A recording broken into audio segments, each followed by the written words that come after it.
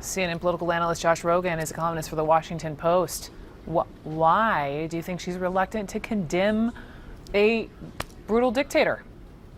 Well, this has been a long pattern of Congresswoman Gabbard's, where she claims to be on a mission to find a peaceful solution to avoid more U.S. intervention in the Middle East, but all of her actions show a pattern of propagating the Assad regime's narrative, defending the Assad regime's actions, minimizing the Assad regime's war crimes. I mean, on that 2017 trip, she didn't just go and meet with Assad and, sue for peace. She went to Aleppo, the site of a recent mass atrocity perpetrated by the Assad regime and Russians, and she declared it a just peace. She interviewed Assad regime loyalists and said that they supported the policy, and then she came back and used that as an argument that the United States was responsible for the destruction in Aleppo, not the Assad regime, which is bizarre. And then she actually made a video showing the Assad regime bombing Syria and blaming it on the United States. So there's an ideological argument here that's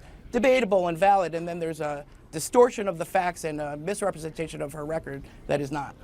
You know, she says she went to Syria to promote diplomacy, but I mean, I know you just laid out some of it, but what was she really doing?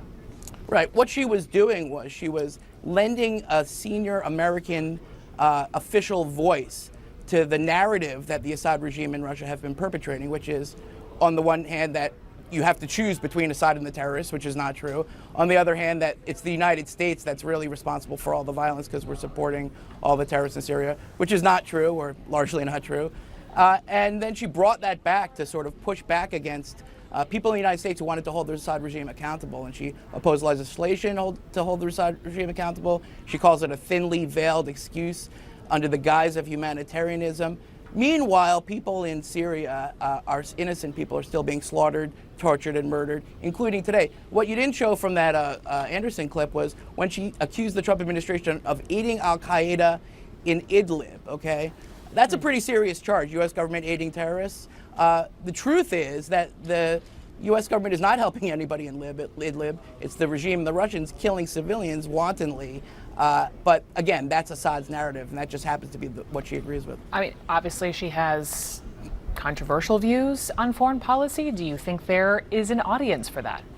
Oh, definitely. And, to be fair to Congresswoman Gabbard, I think that her principled opposition to U.S. military intervention is genuine, and I think there's a lot of support for that. And, I don't think that she's doing that for political reasons. I do think that she's distorting her record, obscuring her record, defending the Assad regime, parroting his propaganda, actually producing Assad regime propaganda. There are videos where she actually does it.